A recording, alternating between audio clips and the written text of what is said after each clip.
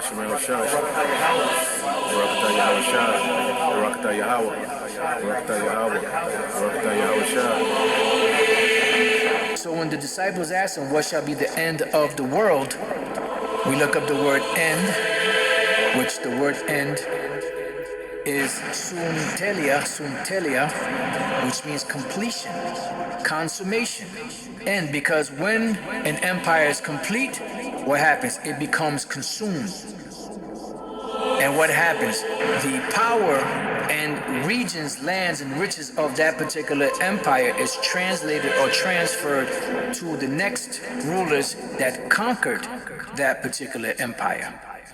And that's why when Yahawashi comes back, it says, I beheld till the thrones were cast down, and the Ancient of Days did sit. So all the thrones of the heathen nations being casted down, that's what Yahawashi is coming to do. He's coming to battle Esau and the other nations, to take them down, to be set back up into power on the earth, because his glory is already in the heavens. He already got his praise and his glory and his status, everything in the heavens.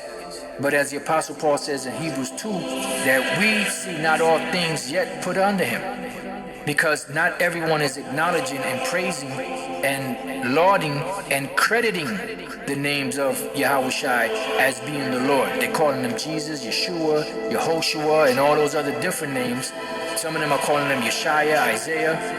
But they're not crediting him as Yahawashi, the Son of the Most High, a so-called black man, coming to take power on the earth and to get the rest of his blessing and glorification on the earth.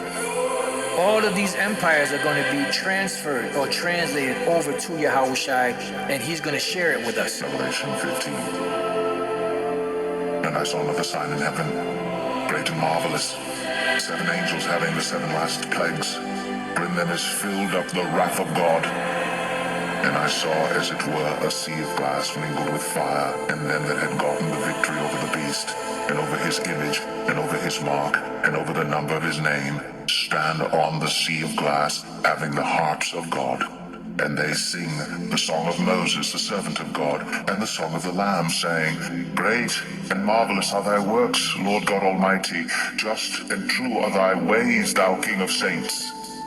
Who shall not fear thee, O Lord, and glorify thy name? For thou only art holy. For all nations shall come and worship before thee, for thy judgments are made manifest.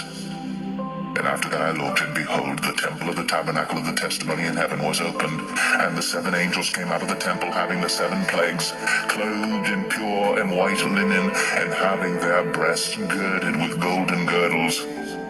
And one of the 4 beasts gave unto the 7 angels 7 golden vials full of the wrath of God, who liveth forever and ever.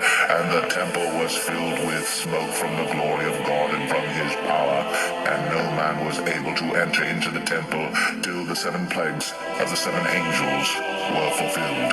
And when the kingdom is established, all nations are going to flow to us to learn of the Lord's ways because of the magnificence that's going to be established. That great honor that the Lord is going to bestow upon us once again. Our rightful position as the rightful rulers of the universe.